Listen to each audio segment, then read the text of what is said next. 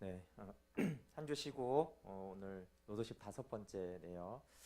네, 지금까지 4강까지 한 거, 네, 복음의 가장 기본적인 거, 내 안에 예수님이 계시는가.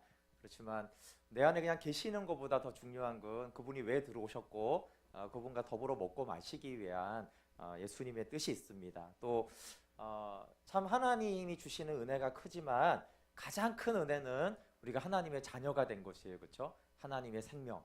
하나님의 지혜와 하나님의 능력은 십자가에 못 박이신 그리스도라고 그랬습니다. 그래서 많은 경험을 할 수 있고 베드로가 무리도 긋고 많은 능력도 행하고 또 많은 기적도 보고 했지만 결국 이제 베드로가 신앙 고백을 하는 것이 복음을 안 것이고, 그래서 많은 체험을 한 것이 복음을 안 것은 아니에요.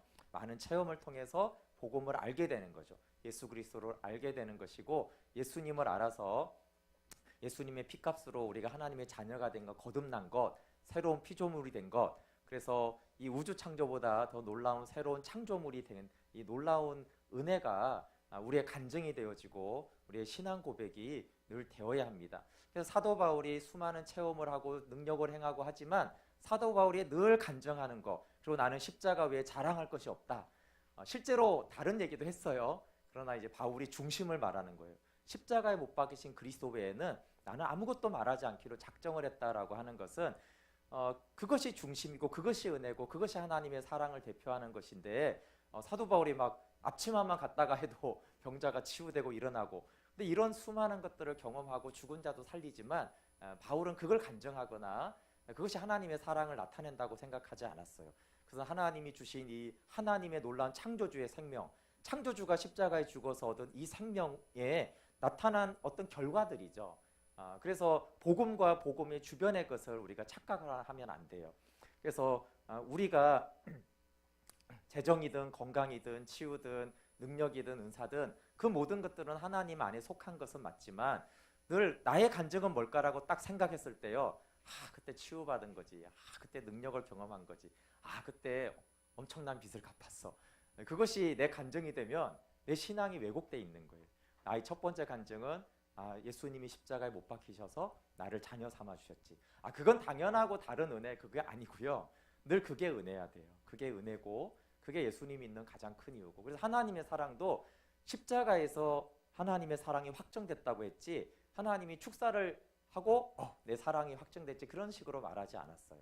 그래서 언제나 하나님의 사랑은 십자가에서 나타나고 그분이 우리를 향한 뜻과 마음도 십자가에서 나타났습니다. 그래서 이 생명에 대해서 제가 이걸 기억하시면 어쨌든 복음을 잘 이해하니까, 하나님의 생명을 이는 천사의 생명이고 사람이 이제 옛사람이 되었으니까, 근데 여기서 복음은 우리로 하여금 하나님의 생명을 갖게 했는데 십자가 복음, 장사 복음, 부활 복음의 중요한 것은 사단은 계속 우리가 네가 그래 안 믿을 때보다 뭔가 나아진 2.5의 생명이라고 계속 말을 하는데, 하나님의 생명을 누리고 살게 하는 것이 십자가 복음이에요. 물론 십자가 복음이 우리로 하여금 거듭나게도 했지만 어떻게 거듭난 하나님의 자녀로 살아가게 하는가가 십자가 복음이에요. 그래서 복음은 그리스도이시만 그분 행하신 십자가와 죽음과 부활을 우리가 알고 그분과 연합될 때 우리가 여기에 속한, 하늘에 속한, 영원에 속한 삶을 살 수가 있어요. 그러지 못하면 우리가 거듭나지 않았든지 거듭났다고 할지라도 우리가 사단의 기본적인 통치 아래에서 지배를 받을 수밖에 없는 삶을 살게 돼요. 그래서 거듭난 것이 가장 큰 은혜인데, 그 거듭난 것을 어떻게 살게 하는 것 또한 복음이기 때문에, 그래서 지지난주에 어떻게 우리가 십자가에 못 박혔는가, 그리고 어떻게 장사되었는가. 십자가에 못 박힌 게 사실 죽은 건데 십자가에 못 박힌과 장사됨을 성경이 구분해서 계속 강조한다라고 했어요. 십자가에 못 박힘은 우리가 예수님과 함께 옛사람이 이 교만한 율법을 지켜 의롭게 하려는 내가 십자가에 못 박힌 것인데, 그런데 이 애착 관계를 끊어야 된다고 그랬어요. 그렇죠? 장례식은. 근데 우리가 우리 옛 자아에 내가 예수님 믿기 전에 이 세상에서 성취하려고 했던 그 욕심, 욕망, 이기심, 왕노릇하고 싶은 내 마음대로 좀 하고 살고 싶은 그것이 애착 관계가 심하다고 그랬어요. 그래서 그것을 장례식을 통해 무덤에 장사 지냄을 통해서 분리가 돼야지 우리가 새 생명 가운데 하나님이 우리 가운데 우리 마음의 성전을 지으시고 그곳에 주님이 주인 되셔서 내 안에 들어와 사시는 것을 통해야지 그 부활의 주님이 내 안에 사심으로 하나님의 생명을 우리가 살 수 있기 때문에 그리스도와 함께 못 박혔습니까? 그리스도와 함께 장사되었습니까? 그리고 그리스도와 함께 장사됐으면 이제 일으킨 바 되는 것이죠. 그 복음이 중요한데 이 복음에 가장 특징이 있는데 그것이 연합이에요. 연합. 그래서 제가 이제 책 제목을 지을 때도 뭐라고 할까 하다가 십자가의 비밀 연합이라고 했는데 복음을 알면 알수록 계속 이 복음이 연합을 지금 계속 설명하고 있다라는 것을 좀 알 수가 있었어요. 처음에 복음을 접할 때는 이 죄 사함이구나. 두 번째는 이게 이제 하나님의 사랑이구나. 세 번째는 함께 못 박혔구나. 근데 그 함께가 그냥 이렇게 나란히 있는 함께가 아니라 완전히 연합되고 결합된 연합이구나라는 것을 그래서 결국은 believe in Jesus Christ라고 했잖아요. 그렇죠? 원래 in이라는 전치사를 쓸 필요가 없어요. 타동사기 때문에 헬라어 원어도 그렇습니다. 근데 요한복음에는 항상 into가 있어요. 그리스도 안으로 들어가는 것이 믿음이에요. 그래서 안으로 들어가는 것. 그래서 믿음은 연합이에요. 그래서 성경의 믿음은 일반적인 믿음은 내가 저 사람을 내가 동영이를 믿어. 이런데 성경적인 믿음은 그게 아니에요. 내가 동영이 안으로 들어가는 것이 성경에서 말하는 믿음이에요. 그래서 왜 우리가 그리스도와 함께 십자가에 못 박히냐면 우리가 그리스도를 믿을 때 그리스도 안으로 우리가 들어가는 사건이에요. 그러니까 예수님이 못 박힐 때 나도 그 안에서 못 박히는 것이고 그분이 장사될 때 나도 그 안에서 믿음으로 장사되는 것이고 그래서 그분이 부활하실 때 나도 그 안에 들어갔기 때문에 나도 함께 부활하는 것이죠. 우리 거기 교재 5가 십자가의 비밀 연합 보시면 로마서 6장 5절이 있거든요. 함께 같이 좀 읽어볼게요. 시작. 만일 우리가 그의 죽으심과 같은 모양으로 연합한 자가 되었으면 또한 그의 부활과 같은 모양으로 연합한 자도 되리라. 아멘. 궁극적으로 부활의 연합이 돼야 되죠. 부활의 연합이 되려면 그 전에가 죽으심의 장사됨의 연합이 돼야 돼요.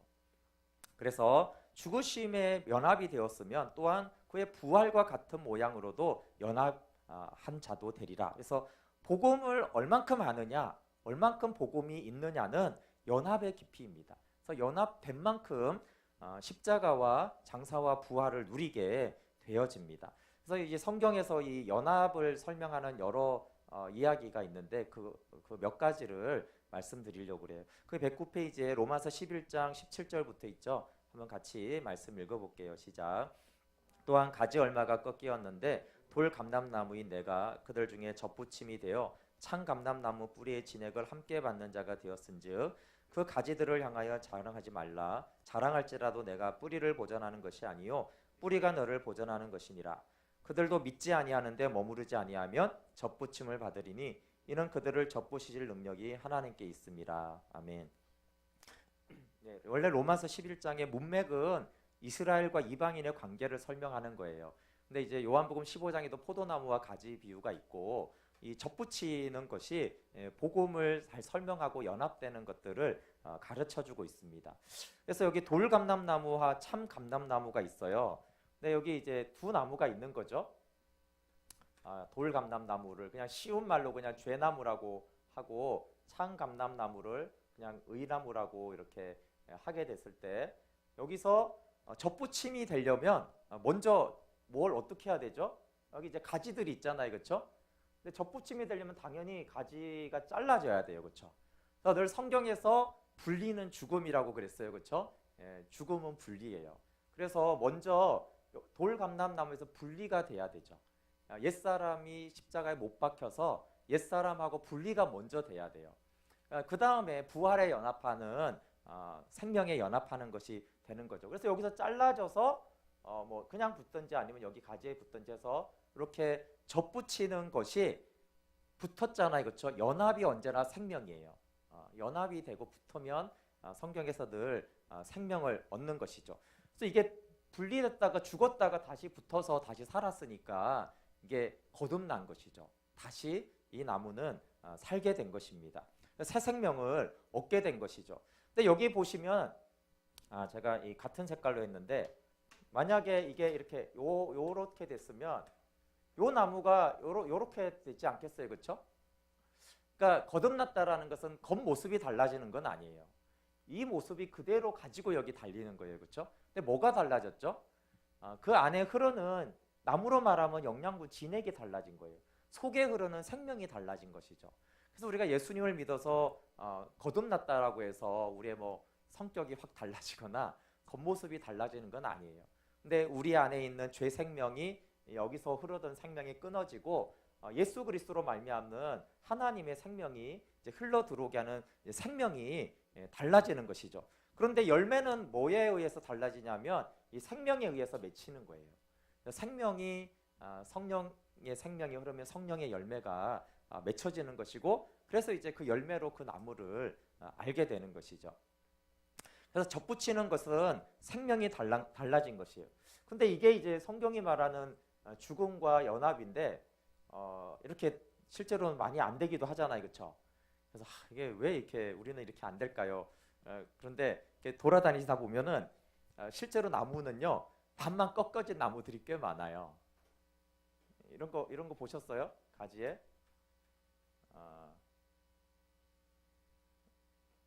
이렇게 남아 있는 나무들 꺾여졌죠. 그래서 나무는 이게 가능하구나. 원래 이렇게 붙어야 되는데 이게 요만큼만 붙은 거예요.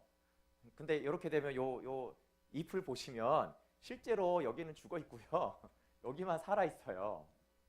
이런 꺾여진 나무들을 이렇게 보면은 그래서 이게 온전히 붙어 있고 온전히 예수님과 연합되지 않은 꺾여져 있은 이게 붙어 있지만 온전히 붙어 있지 않는 이런 나무, 부분적으로 살아 있고 부분적으로 죽은 나무와 같구나. 그래서 접붙일 때 중요한 게 뭐겠어요? 그러니까 이제 이런 나무가 안 되려면 어떻게 접붙여야겠어요? 접붙일 때 그냥 잘라다 그냥 붙이는 게 아니고 이 접촉되는 접붙임이 처음부터 끝까지 다 붙어야죠, 생명으로.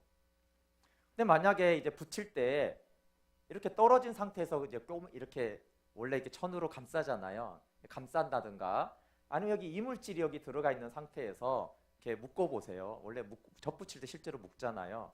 그렇게 묶어 버리면은 이 생명의 통로가 다 연결이 안 되는 거예요. 그래서 예수 그리스도를 믿을 때 이렇게 연결이 되는 경우가 실제로 너무 많아요. 이물질이 생기는 거죠. 이물질의 가장 큰 건 뭐겠어요? 주대심에 대한 부분이 안 되는 거예요. 그래서 예수 그리스도를 내 주로 마음으로 믿고 주로 시인해야 되잖아요, 그렇죠? 그러니까 주인으로 영접하는 것이 너무 중요합니다. 근데 죄 사함을 가지고만 예수님을 영접하게 될 때는 이물질이 엄청 끼는 거예요. 예수님은 죄를 사해 주시는 그 예수님이 우리의 주인으로 영접을 하라고 했어요. 그런데 우리가 예수님을 믿을 때 늘 주대심에 대해서 애매하게 넘어간단 말이에요. 그리고 나를 용서하시는 분, 나를 천국 가게 하시는 분, 이러면 이제 이물질이 엄청 끼는 거예요. 그 상태로 이렇게 봉합이 돼서 신앙생활을 5년, 10년 하죠. 근데 사실은 이렇게 꺾여져 있는 거예요. 왜냐하면 생명이 온전히 흐르지가 않아요. 많은 생명이 막혀있게 되는 것이죠. 거기 요한복음 15장 4절 111페이지 한번 읽어볼게요. 시작.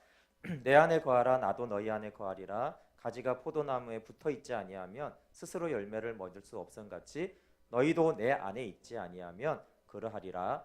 나는 포도나무요 너희는 가지라. 그가 내 안에 내가 그 안에 거하면 사람이 열매를 많이 맺나니 나를 떠나서는 너희가 아무것도 할 수 없음이라. 네, 연합이 여기도 신앙의 전부인데요. 신앙생활을 이렇게 말할 수 있어요. 여러분 처음 여기에 접붙임 바 될 때가 거듭나고 하나님의 자녀가 되는 순간이죠. 그럼 이렇게 접붙임이 되면 계속 이렇게 있나요? 그러지 않죠? 시간이 지나면 원래 이 나무 가지는 어떻게 돼야 돼요? 이렇게 더 커지고 두꺼워져요. 그렇죠? 가지가 굵어지잖아요. 이게 성화예요. 신앙이 자라는 거죠. 여러분 영광이 뭐냐 하면 이 연합에 이물질이 하나도 없이 온전히 예수 그리스도와 연합되는 것. 온전히 포도나무와 가지가 막힘이 하나도 없이 온전히 연결되는 것이 영광이에요.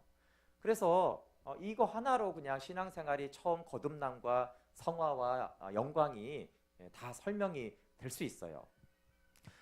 그래서 성경의 관점은 언제나 연합이 되면 기쁨과 사랑과 행복이 충만하고 분리가 되면 인간은 불행해진다라는 원리로 설명이 되어 있어요. 그럼 사람이 불행한 이유는 이기심으로 인한 분리죠. 사람이 언제 가장 행복하냐 하면 하나가 될 때예요. 그래서 언제 가장 행복하냐? 하나님을 경험한 사람은 하나님과 하나가 됐을 때 가장 기뻐요. 또 그 다음에는 일반적인 사람은 사랑하는 사람과 하나가 될 때 가장 행복하죠. 그 다음이 돈이나 명예와 권력이에요. 근데 이제 이 하나님과의 연합과 사람과의 연합이 안 되니까 이제 대체물로 돈이 주는 거나 명예나 권력으로 주는 어떠한 즐거움을 누리려고 하죠. 그거는 원본이 그래서 그런데 삼위일체 하나님은 연합되어 계시는 하나님이세요. 돈, 권력 이런 게 아니라 하나 되고 사랑으로 완전하게 하나가 되고 연합된 분이 삼위일체 하나님이잖아요. 거기에 가장 큰 기쁨과 행복과 영광이 있는 것이에요. 사람이 그렇게 창조가 되었기 때문에 사람이 온전히 연합이 되고 분리가 없으면 하나님과 사람 사이에 온전히 하나가 되면 그 사람은 가장 영광과 기쁨 가운데 충만한 거예요. 그리고 그러면 돈이 있어야 되지 않냐? 돈이 있어야 돼. 돈이 있는 이유가 뭐예요? 원래 하나님은 연합을 유지하라고 돈을 벌게 한 거예요. 그렇잖아요. 부부가 연합하려면 먹고 살아야 되니까 그래서 연합을 이루기 위해서 돈이 필요하지. 연합을 이루기 위해서는 먹는 게 필요하지. 연합을 이루려면 집이 필요하지. 우리가 길거리에서도 예배할 수 있는데 이 공간을 왜 비싼 임대료를 내고 쓰겠어요? 연합을 위한 도구로 이런 게 필요하다라는 거예요. 그런데 이제 타락한 죄성은 뭐냐면 연합을 위한 돈이 아니라 돈을 위해서 돈을 버는 거예요. 그리고 돈을 위해 연합을 깨트리죠. 오히려 그래서 또 이런 예를 들어서 이런 공간도 예배당은 하나님과의 연합을 위해 예배당이 필요한 거예요. 근데 예배당을 위해서 하나님을 이렇게 신앙하는 구조도 나올 수 있어요. 얼마든지. 아니면 연합을 위해서 사역을 하는 거거든요. 근데 사역을 위해서 하나님과 연합돼야 된다고 생각하는 경우가 있어요. 다 바뀌는 거죠. 근데 사단이 들어오고 죄가 들어오면 이렇게 목적과 수단이 이렇게 뒤바뀌어져요. 그래서 하나님은 처음부터 연합된 하나님이시고 사람을 연합되도록 창조했고 연합을 위한 어떤 도구들을 이렇게 주신 거예요. 피조물들을. 거기에 이런 공간도 돈도 뭐 건강도 다 필요한 것들이죠. 그래서 하나님은 우리에게 말씀하시는 것은 너희가 내게 붙어 있으면 연합되면 열매는 자동적으로 맺힌다라고 하셨어요. 그래서 강조점이 뭐예요? 열매를 많이 맺으라는 게 아니잖아요. 붙어 있으면 열매가 맺히니까 열매는 필요한 것이죠. 그러나 열매를 맺기 위해서는 몸부림치는 것이 아니라 붙어 있는 것이 연합이 열매를 맺는 중요한 것이고 연합 자체가 목적입니다. 그런데 이런 이제 나무로 이렇게 비유를 하면 우리가 이해하기는 굉장히 쉬운데 거리는 멀잖아요, 그렇죠? 나는 포도나무가 아닌데, 나는 식물이 아닌데, 나는 사람이잖아요, 그렇죠? 그래서 이걸 이제 사람에게 연합을 가르쳐 준 것이 결혼 제도예요, 결혼. 나무는 이렇게 잘라다가 접붙이는데요, 사람은 이 사람을 이렇게 접붙이는 게 결혼이에요. 다른 나무잖아요, 그렇죠? 나무가 달라요. 다른 나무인데 한 나무가 되죠. 이게 식물에 두신 이 복음을 계시하기 위해서 하나님 이렇게 자연 세계 이렇게 접붙임이라는 거 허락한 거예요. 원래 다른 나무를 붙이면 안 맞아야 되잖아요. 생명이 다르니까.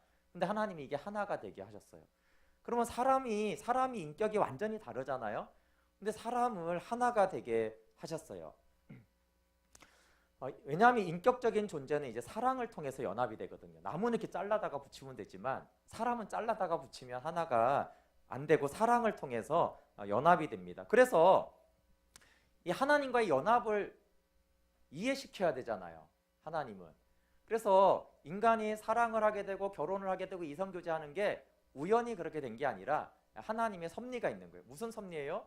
복음을 알려주려는 섭리예요. 어떻게 그리스도와 연합되는가를 알려주기 위해서 사람들이 어떻게 연합되는가를 우리의 감정과 인격을 주시는 것이에요. 결혼을 보시면 전혀 다른 인격이 사랑이라는 접붙임을 통해서 하나가 되는 게 결혼이에요. 결혼은 대부분 보면 서로 반대끼리 만나가지고 엄청 고생하잖아요. 그러니까 완전히 다른 인격이고 심지어 반대되는 인격을 그러나 사랑이라는 것이 그 안에 있을 때는 그저 하나가 되게 하는 것들을 알려주시는 것이죠. 네. 나는 결혼한 지 너무 오래서 안 그런데 그런 걸 말하는 게 아니라 하나가 어떻게 되는지를 설명해 주는 거예요.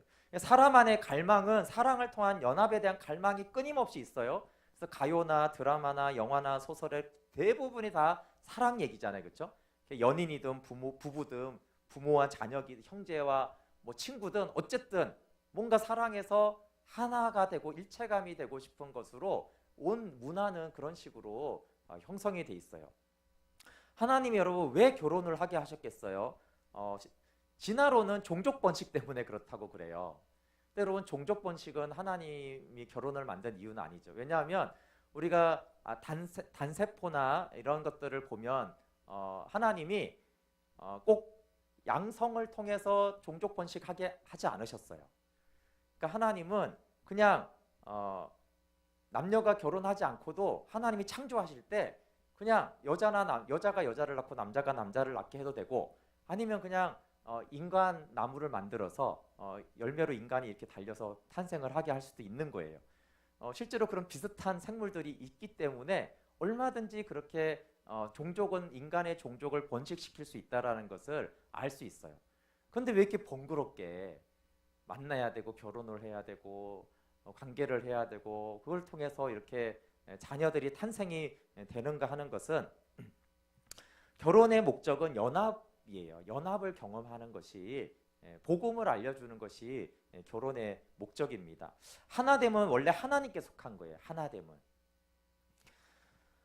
그리고 만물 안에 하나님의 영광과 뜻을 계시해서 나타낸 것인데 사람을 향한 하나님의 가장 큰 계획은 오늘 낮에 설교한 대로 예수님의 신부가 되는 거거든요.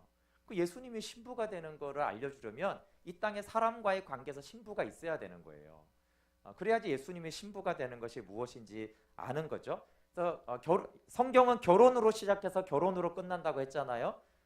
지난번에 잠깐 기억나세요? 그러면 창세기 1, 2, 3, 3장의 창조의 하이라이트는 우주 창조가 아니에요. 우주 창조가 아니라 2장 24절에 두 사람이 하나가 되는 거예요. 인간의 관점에서는 우주가 만들어진 게 엄청난 기적인데요. 성경에서는 연합이 가장 놀라운 사건이에요. 이해가 되세요? 어떻게 둘이 하나가 돼요? 왜요? 왜 연합이 가장 중요한 거예요? 하나님이 세 분인데 한 분이거든요. 그러니까 이거 창조되기 이전에부터 연합은 놀라운 신비였어요. 그러니까 이 창조 세계 안에도 하나님이 가장 놀라운 신비는 언제나 연합에 있어요.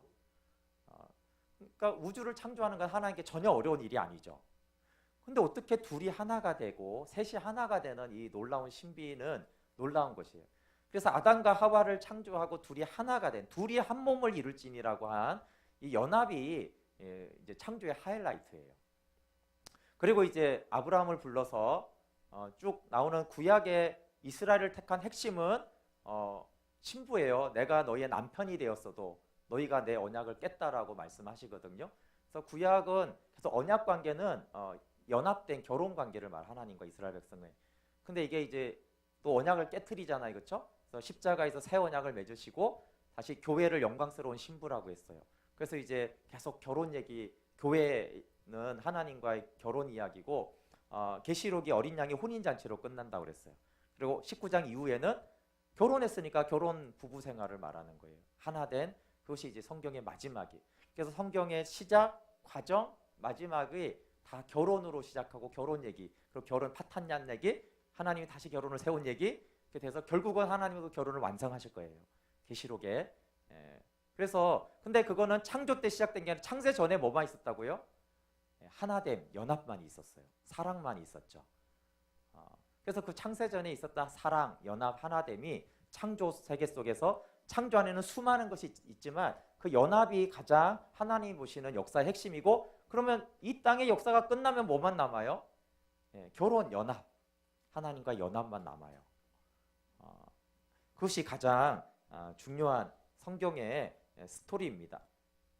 그래서 하나님이 결혼과 가정을 우리 가운데 준 이유는 하나님의 경륜을 이해하고 연합이 무엇인지를 경험하기 위한 통로예요. 부모님을 왜 두셨겠어요? 물론 현실을 제가 말하는 게 아니에요. 이런 엮이는 가정을 말하는 게 아니라 부모가 있는 이유는 하나님 아버지를 알게 하기 위함이에요. 우리가 만약에 나무 열매에서 이렇게 우리가 탄생해서 자랐다면 하나님 아버지를 어떻게 알겠어요? 그렇죠? 그러니까 부모가 있으니까 하나님 아버지를 알게 되는 거예요. 종족 번식하고 나를 우유 먹이려고 부모가 있는 게 아니에요. 하나님 아버지를 알려면 나를 키워준 엄마 아빠가 있어야 되는 거예요.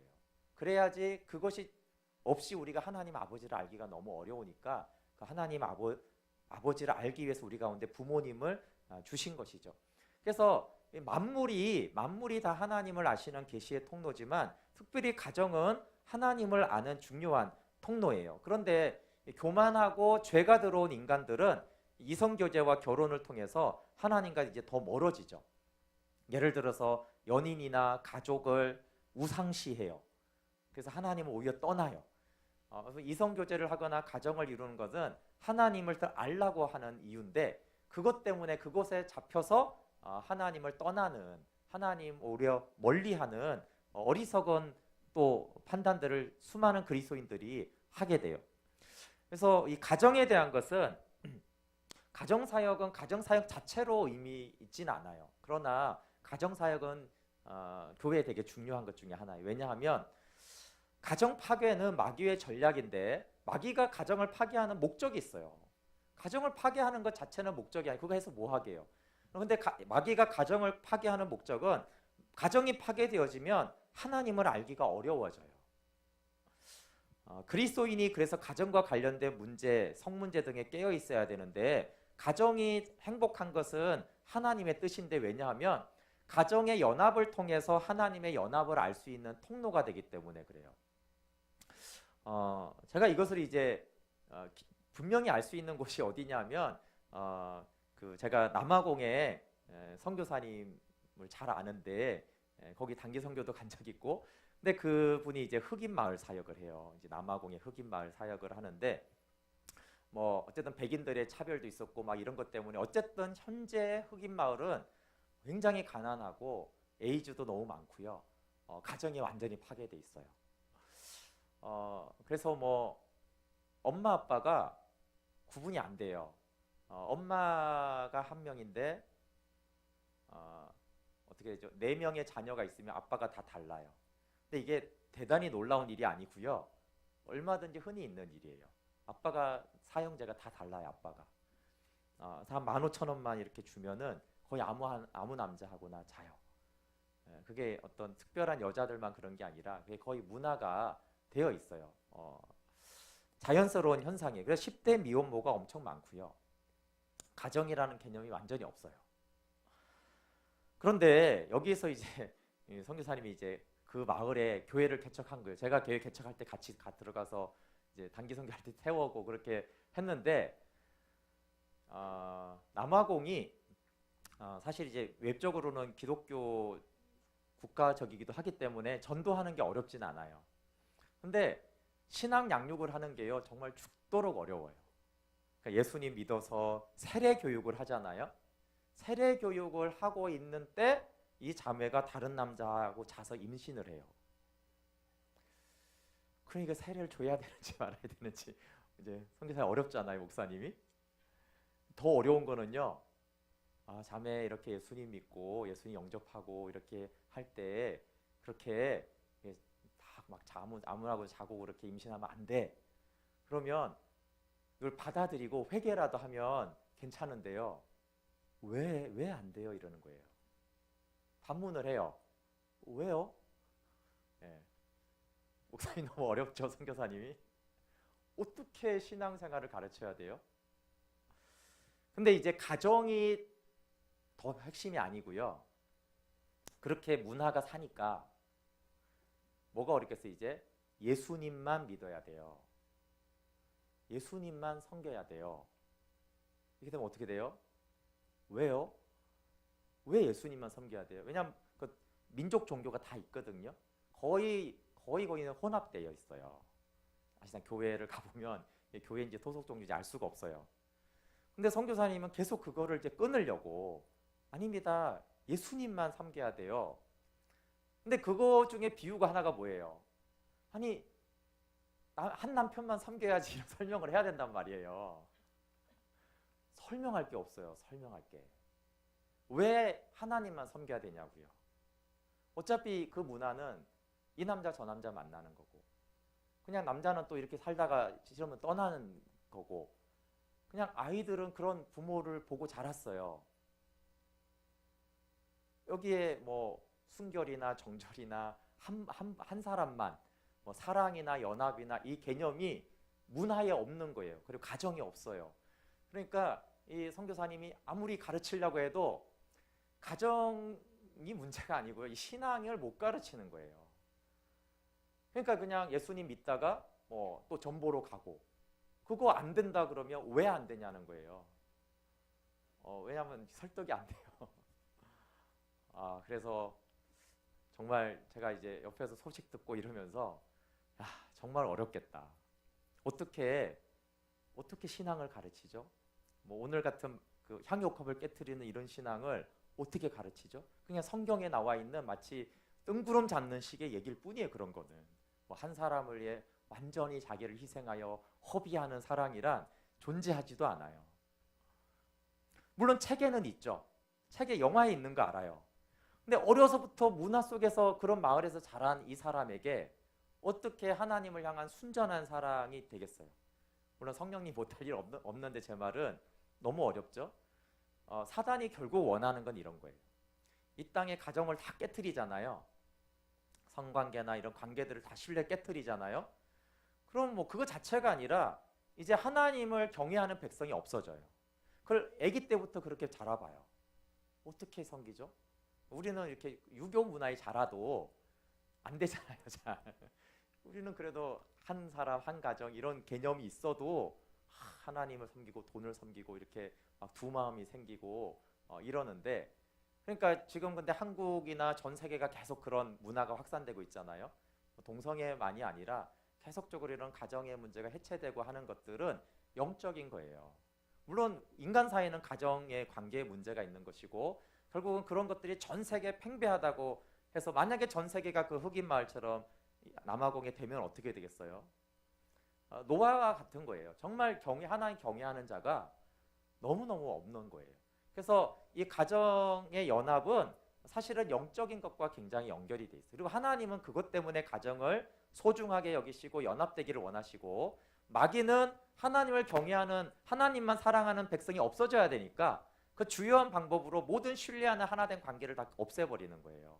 그러면 그런 신앙생활인도 없어지니까 예수님의 순결한 신부를 제거할 수 있기 때문에 이 땅의 모든 아름다운 신뢰관계와 과정을 마귀는 이제 파괴해 나가는 거예요. 네. 그래서 가정 자체를 기독교인이 유지하는 게 목적이 아니고요. 가정을 세워서 하나님을 경외하는 백성들을 세워나가기 위해서 통로로 가정은 아름답게 영적인 이유 때문에 가꾸어 나가야지만, 지켜내야지만 그것이 영적 전쟁의 중요한 하나의 요소입니다. 근데 결혼을 보시면요, 결혼이 복음을 잘 설명하는데 결혼은 장례식이요 연합식이에요. 우리가 결혼식 할 때 축하한다고 하잖아요, 그렇죠? 근데 이제 이게 축하할 일인지 잘 생각을 해봐야 돼요. 왜냐하면 결혼식은 한 여자가 한 남자를 만나는 거는 한 남자를 만나면서 동시에 이 세상에 존재하는 35개의 남자에 대해서 죽음을 선포하는 불행한 날이죠. 가능성이 없어지는 거예요. 나는 이 사람만 사랑하겠습니다 라고 했을 때는 나는 이 사람 외에 다른 모든 사람에게 있어서 죽었습니다, 이런 뜻이에요. 근데 한 사람에 대해서 살고 다른 모든 사람에 대해서 죽는 것이 행복이라고 말해서 우리는 그걸 축하한다라고 하는 거예요. 그럼 결혼은 우리가 죄에 대해서 죽었다라는 말씀을 이해하게 해요. 계속 죽었다는 것은 분리를 말한다고 했잖아요. 죽은 것은 성경에 존재가 없어지는 게 아니고요. 죽었다라는 것은 분리됐다라는 걸 말해요. 근데 이게 결혼을 하면 정확히 할 수 있는데요. 보세요. 한 자매가 청년으로 이렇게 회사를 다니잖아요. 그러면 이제 교제하는 사람이 없고 결혼 안 할 때는 이 자매는 모든 남자에 대해서 살아있는 거예요, 사실은. 왜? 가능성이 다 있잖아요. 교제하고 결혼하게 될 가능성이 어쨌든 뭐 결혼 안 하면 다 열려 있잖아. 이걸 살았다는 거예요. 근데 이제 사람을 만나서 결혼하게 됐다는 건 뭐예요? 이제 죽음을 선포하는 거예요. 이 회사 사람들, 남자들 다 죽은 거예요. 그렇죠? 근데 죽었다고 해서 회사 출근 안 하고 그런 게 아니에요. 회사 출근하고 어떻게 해요? 전과 똑같이 그 회사 사람들하고 얘기하죠. 그 청년들하고 얘기해요. 일도 하고 대화도 하고 뭐 커피 한 잔 마시면서 이런저런 대화도 할 수 있어요. 근데 뭐가 바뀌었어요? 이 마음이 바뀌었죠. 이제 그 남자 청년들, 회사원들하고 이성교제하고 결혼할 가능성이 없어진 거예요. 그게 죽은 거예요. 우리가 세상에 대해서 죽었다 이렇게 성경이 말을 하는데, 그럼 세상에 대해서 죽었을 때 세상의 존재가 없어지거나 아니 내 존재가 없어지는 게 아니라 세상에 대해서 나는 십자가에 못 박혔는데 세상이 그대로 있죠. 결혼하고 그 회사 가면 그대로 있잖아요. 그 청년 그대로 있고 잘생긴 청년, 능력 있는 청년 그대로 있잖아요. 내가 결혼한 남편은 찌질인데 돈도 더 못 벌어요. 그대로 있잖아요. 똑같아요. 근데 뭐가 달라졌어요?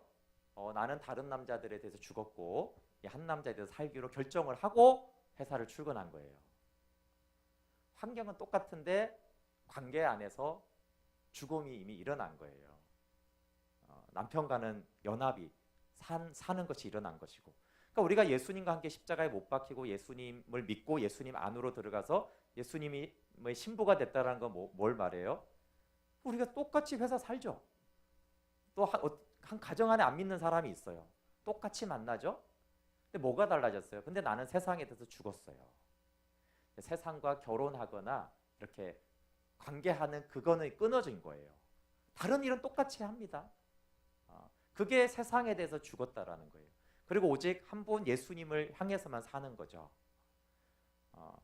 그래서 이 결혼이 십자가 복음이 어떤 변화를 줬는지를 가장 잘 이해할 수 있어요. 그러나 그 여인에겐 결혼한 날부터 아무것도 변한 게 없지만 사실상 관계와 내면에서는 모든 게 바뀐 거예요. 돈도 마찬가지예요.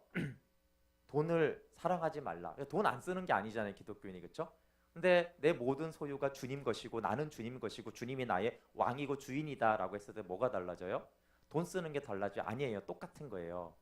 근데 이제 돈하고 연합되거나 돈과 결혼하지 않아요. 이해되시죠? 돈하고 나는 관계하지 않아요.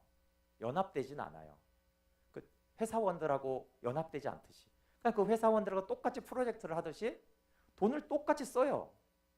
근데 내 마음은 이제 돈과 결혼되지 않아요. 나는 예수님과 연합되었기 때문에 돈은 이렇게 사용하고 필요해서 이렇게 하는 거예요. 그것이 이제 주인이 바뀐 거예요. 그래서 뭐 이 세상과 관계하는 방식이 어떻게 보면 똑같고 어떻게 보면 완전히 달라진 것이죠. 신부는 모든 남자에 대해서만 죽은 게 아니고요. 처녀에 대해서도 죽어요. 남자는 내가 청년이었던 것에 대해 죽는 것이죠. 그러므로 이제는 아줌마로 사는 것이에요. 전혀 다른 삶을 사는 것이죠.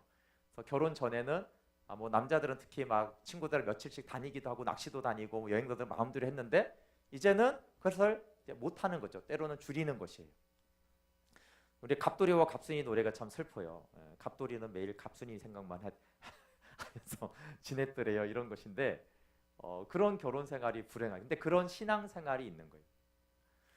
결혼은 A랑 하고 생각은 갑돌이 생각만 해요.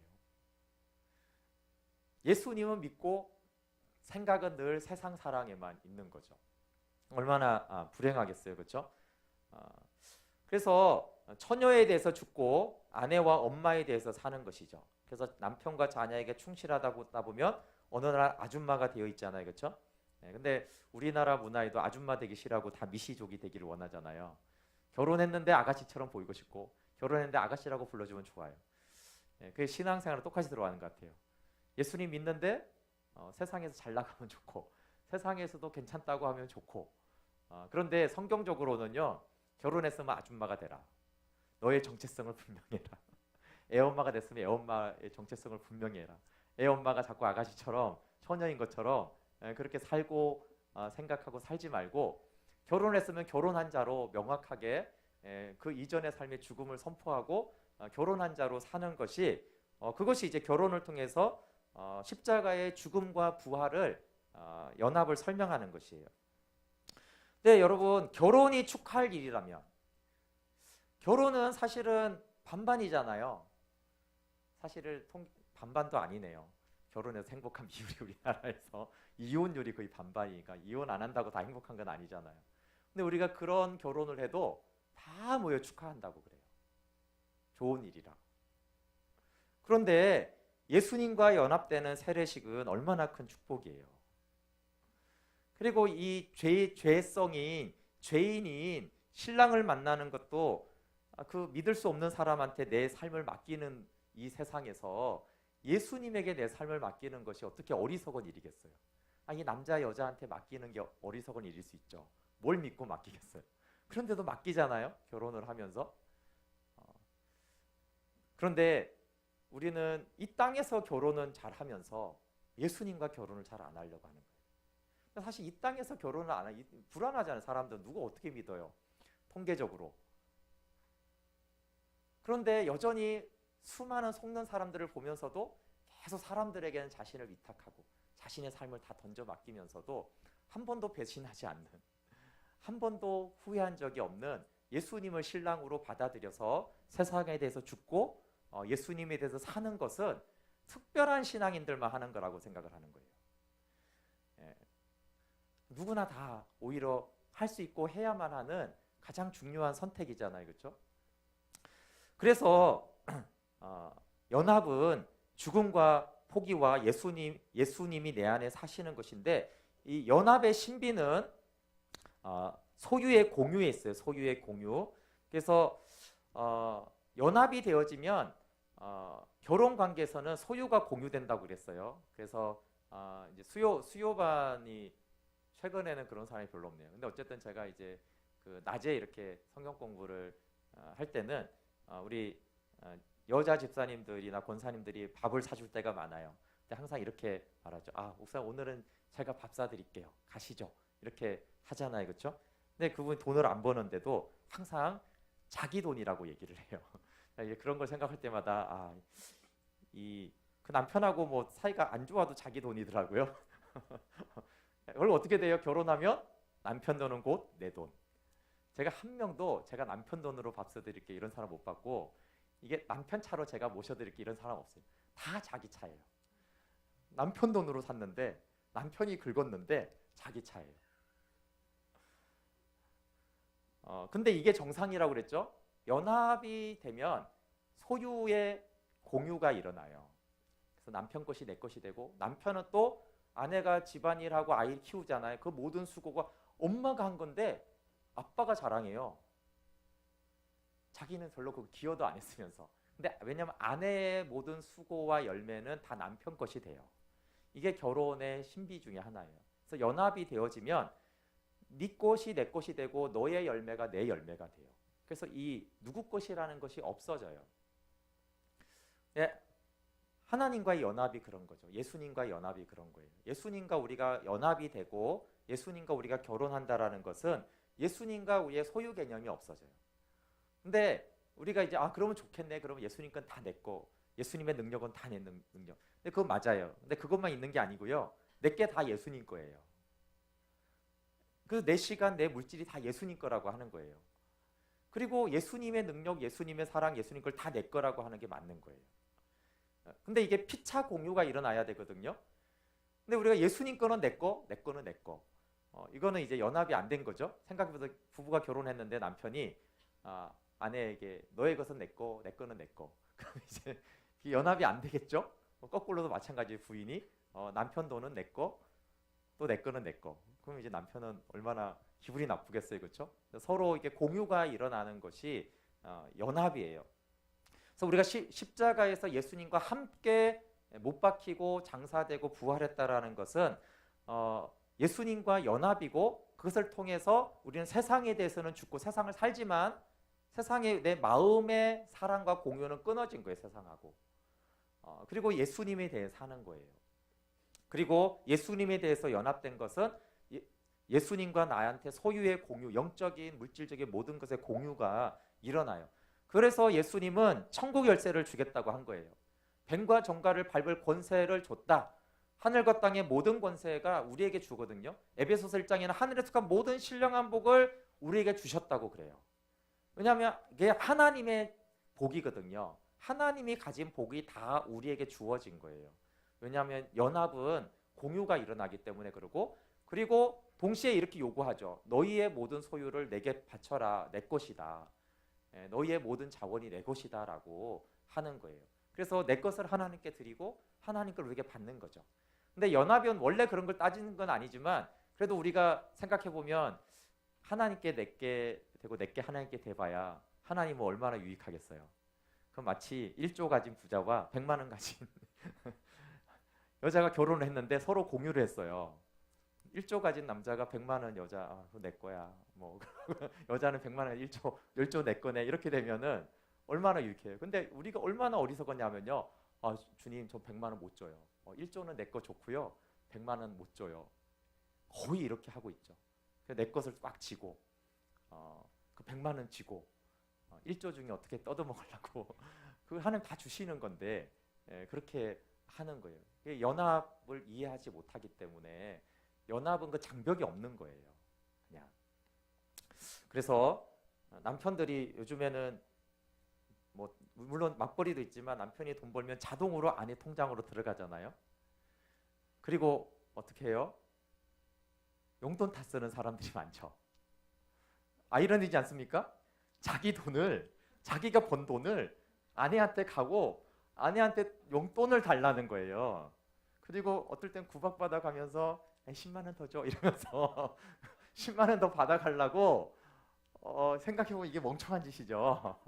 이게 자기 돈을 왜 부탁을 해가지고 이렇게 막 이렇게 그 전액도 아니고 일부분을 막 더 내면서 뭐 싫은 소리 들어가면서 이걸 자기 돈을 왜 이렇게 쓰는지. 근데 그게 연합이 가져오는 신비한 일이에요. 얼마나 인간이 계산을 합니까? 절대 손이 안 보죠. 만약에 친구가 그렇다고 그러면 바로 그날부터 연락 끊고 전화번호 바꿔요. 그런데 이 어리석은 내어줌, 그리고 그냥 내 거를 내 것이라고 주장하지 않는 것이 이 연합이에요. 그래서 하나님은 이 인간의 이기성과 죄성에도 불구하고 이상하게 연합이 되면 한 달 일하는 게 얼마나 중요해요. 근데 이걸 아깝다는 생각도 안 하고 아내 통장에 넣는 거예요. 그리고 이게 얻어 쓰는. 근데 그게 가르쳐 주고 싶은 건 뭐예요? 그게 예수님의 마음이에요. 그리고 예수님과 연합되었을 때 어떤 식으로 관계하는 것인지를 보여주는 거예요. 그래서 우리가 이걸 가정의 개념으로만 이해하면 안 되고, 하나님이 이 타락한 인간들한테 왜 이렇게 내 피 같은 소유를 거저주는 이 관계, 결혼 관계를 하나님이 이 땅에 남겨주셨냐 하면은, 이 연합을 알면 하나님께 우리 걸 드리는 게 아깝다라는 생각을 안 하고 드리는 거예요. 그리고 예수님도 그렇게 우리에게 주세요. 자신의 생명을, 가장 귀한 것을, 피 같은 돈을 아무 생각 없이, 아깝다라는 생각도 없이 주듯이 독생자를 그렇게 우리 가운데 주신 것이고, 또 우리도 그걸 알게 되어지면 우리가 뭘 드릴 때 그런 마음이 안 드는 거예요. 내 피 같은 것이 예수님께 그냥 가고 예수님 주세요 이렇게 받아 쓰는 것이 자존심 상하네, 구차하네 이런 생각 안 하고 그렇게 예수님과 우리 관계하고, 예수님도 우리에게 그렇게 하세요. 그래서 왜 예수님의 죄사함이나 이런 영원한 하나님의 생명을, 하늘에 속한 것을 그냥 주세요? 막 계산하고 아까운데 뭐 이렇게 해서 하나님이, 예수님이 번 그 영원한 영생의 핏값을 그냥 우리의 통장으로 넣어주는 거잖아요. 생색내지 않으시고 그렇게 연합은 하나님과 우리와의 관계를 알게 하는 통로입니다. 네, 잠깐 기도하고 5분 정도 쉴게요. 하나님, 이 결혼을 통해 접붙임을 통해 하나님과의 우리의 관계가 어떻게 형성되었는지, 비록 죄성과 이기심과 타락 가운데 있는 인생에게조차도 소유가 공유되어지고 내 것을 내 것이라고 하지 않는 이 신비를 통해서 주님과의 연합의 그 아름다움과 영광은, 그 기쁨은 어떤지 말씀하시는 것을 성령 안에서 잘 깨닫도록 인도해 주십시오. 예수님의 이름으로 기도드립니다. 아멘.